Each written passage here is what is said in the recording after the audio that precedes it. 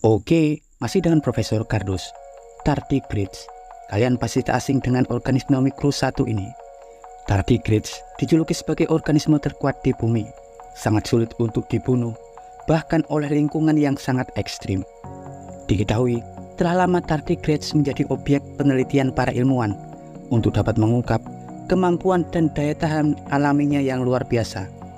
Mereka pernah ditembak dengan peluru berkecepatan 900 meter per detik, pernah dibekukan di suhu minus 270 derajat Celcius, hampir nol mutlak, pernah direbus dalam suhu 150 derajat Celcius, dikompresi dalam tekanan hingga 60 megapascal atau 6000 atm, bahkan juga pernah dihantam oleh radiasi gamma sebesar 5000 Gray, diterbangkan ke ruang hampa atau luar angkasa, dan lain-lain. Tapi makhluk ini tetap saja sulit untuk dienyahkan. Kemampuan super yang dimiliki oleh tardigrades telah menjadi objek penelitian ilmiah dalam beberapa dekade terakhir, khususnya untuk menemukan ikatan biologis yang dapat dimanfaatkan untuk kepentingan manusia, seperti halnya obat kanker atau pengaplikasian habitat luar angkasa di masa depan, dan berbagai hal lainnya. Terungkapnya keberadaan tardigrades berawal pada tahun 1773 saat ahli biologis Jerman Johann Gauss melihat dalam mikroskopnya, di mana saat itu ia melihat organisme aneh yang tidak umum atau berbeda dengan mikroorganisme yang selama ini ia amati dan pelajari, di mana mereka umumnya lebih suka menggeliat atau berenang. Namun, organisme aneh ini berbeda. Ia tampak berjalan menggunakan 8 kakinya dengan cakar kecil di ujungnya. Johann Gauss saat itu menyebut hewan ini sebagai beruang air kecil. Sebelum pada 1776, ahli biologi Italia, yakni Lazzaro Spallanzani, menamai mereka sebagai tardigrada. Tardigrade sangat kecil, lebih kecil dari lekukan sidik jari kita. Rata-rata hanya berukuran sekitar 0,5 mm. Diketahui ada 1.300 jenis tardigrades di seluruh dunia ini. Barulah pada 1842, Louis Doyer, seorang zoologi dan ahli agronomi Prancis, mulai melakukan eksperimen mendalam untuk mengetahui sifat, perilaku, terutama cara mereka hidup di habitatnya, yang mayoritas di lingkungan lembab, berlumut, dan berair. Namun, pada suatu hari, ketika Louis Doyer meletakkan sampel tardigrades di bawah lampu mikroskopnya, ia melihat tardigradesnya tampak melambat, mengkerut, seperti mati suri. Kemudian, ia meninggalkannya. Sebelum beberapa jam kemudian, ia kembali dan melihat kaca tempat sampel tersebut kosong, hanya berisi puing-puing kecil yang bertumpuk. Namun kini, misteri tersebut akhirnya terungkap, bahwa puing-puing yang ada di kaca sampel tersebut sebenarnya adalah tardigrades yang mengering. Tahukah Anda, tardigrades mampu bertahan hidup dalam kondisi dehidrasi atau kekurangan cairan ekstrim.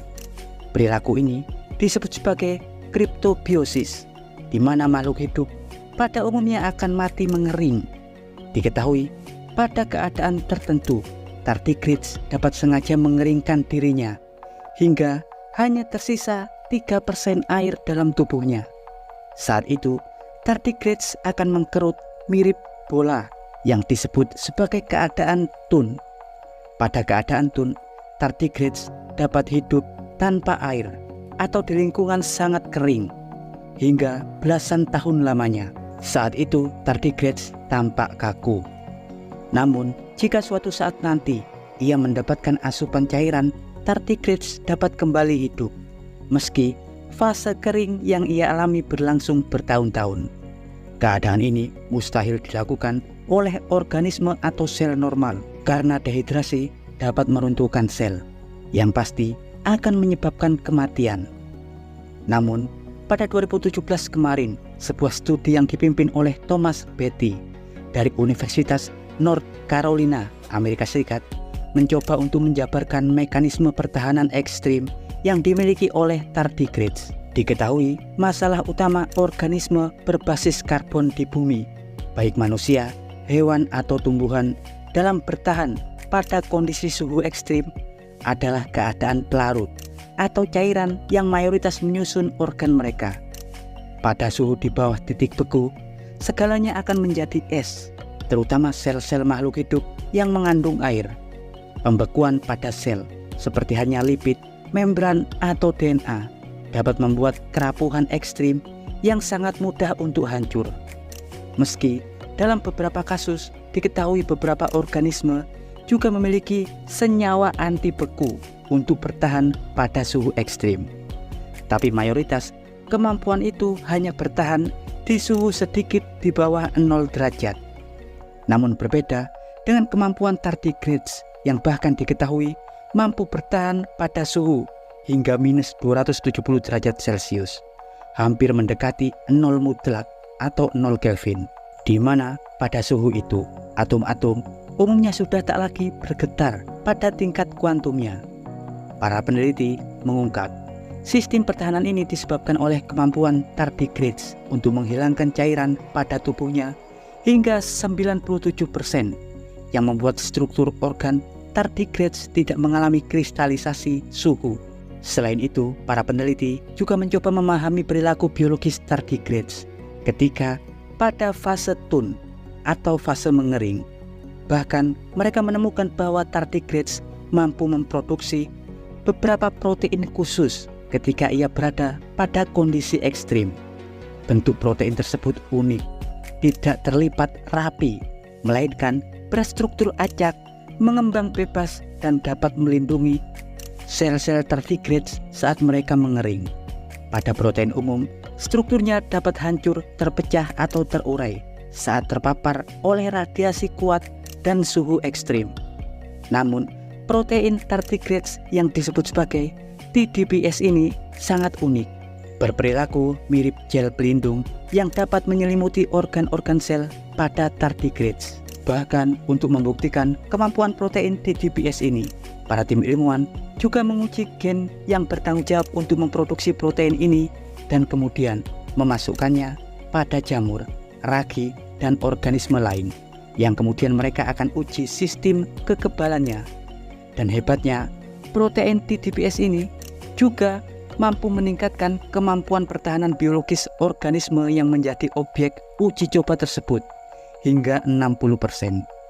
Diketahui, TDPS tersebut juga mampu melindungi tardigrades pada dosis radiasi pengion gamma hingga dosis radiasi 4000 Grace, di mana umumnya paparan gamma 50 Grace saja pada manusia dapat membuat kulit Anda melepuh, kejang-kejang, dan akan mati beberapa jam kemudian. Selain protein TDPS, pada keadaan tertentu, tardigrades juga diketahui dapat membuat enzim penyembuh dan protein lain yang disebut sebagai DSUP. Protein DSUP dapat menekan, mengikat, dan membungkus untaian DNA untuk melindunginya dari paparan radiasi. Selain itu, ada juga protein TRD1 yang mampu menstabilkan kromosom.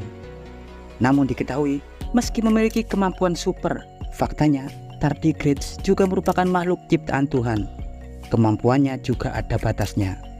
Kehebatan tardigrades meski mampu bertahan pada suhu ekstrim hingga mendidihnya air atau 100 derajat Celcius. Tapi ketika ia terpapar suhu di atas 151 derajat Celcius, mekanisme biologisnya juga akan memuai, melepuh, dan kemudian hancur. Begitu pula tentang ketahanannya pada radiasi atau tekanan atmosfer. Ya, dan berikut informasi singkat dari Profesor Cardus tentang hasil eksperimen para ilmuwan Universitas North Carolina tentang tardigrades. Jangan lupa like, subscribe, dan tekan tombol lonceng di channel Profesor Cardus. Tak berjasa, tapi jenius.